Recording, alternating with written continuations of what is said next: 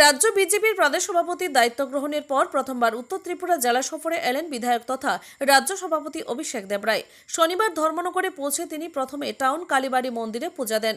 এরপর বিবেকানন্দ সার্ধশতবার্ষিকী ভবনে জেলা বিজেপির কার্যকর্তাদের নিয়ে এক সাংগঠনিক বৈঠকে যোগ দেন।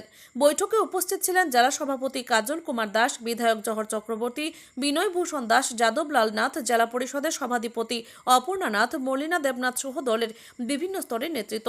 বৈঠকে বুথ ভিত্তিক সংগঠন শক্তিশালী করা, সদস্য সংগ্রহণ, জনসংযোগ বৃদ্ধি এবং সরকারের উন্নয়নমূলক কর্মসূচি মানুষের কাছে পৌঁছে দেওয়ার বিশেষ আলোচনা হয়।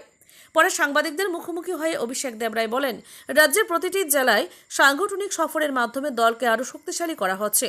তিনি আশা প্রকাশ করেন 2028 সালের বিধানসভা নির্বাচনে বিজেপি আবারও বিপুল সংখ্যাগরিষ্ঠতা নিয়ে সরকার গঠন করবে। Bureau report, Tripura news Bangla.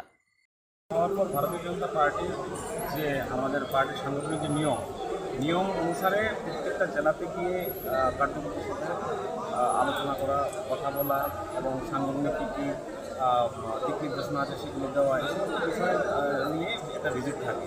তো সভাপতি হওয়ার পর আজকে প্রথম সাংগঠনিক কাজে উত্তর ত্রিপুরা আমি এসেছি।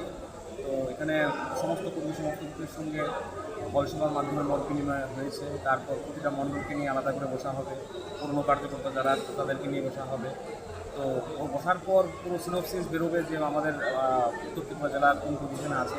তারপর যদি কোনো কারেক্টিভ মেজার নিতে হয় সেগুলো আমাদের রণনীতি তৈরি হবে এবং অ্যাকর্ডিংলি কাজ করতে হবে। আর আমাদের ভারতীয় জনতা পার্টিতেও 24/7 আমরা সংগঠন আমরা করি এবং সংগঠনের সংযুক্ত থাকি, মানুষের পাশে থাকি, আমাদের সেবার মাধ্যমে সংগঠন আমরা করে থাকি। তো এখানে আমাদের যেটা রুটিন কাজ সেটাই আমাদের হচ্ছে, সেগুলোকে জাস্ট লুক আফটার করা, কীভাবে কী হচ্ছে সেগুলো দেখা এবং আগামী দিন কীভাবে আরও বেশি পরিমাণে জনসমর্থন নিয়ে আমাদের প্রার্থীরা যেন জয়যুক্ত হতে পারে তার জন্য রূপরেখা এখন থেকে আমরা তৈরি করার জন্য মাঠে নেমে পড়েছি। Thank you sir.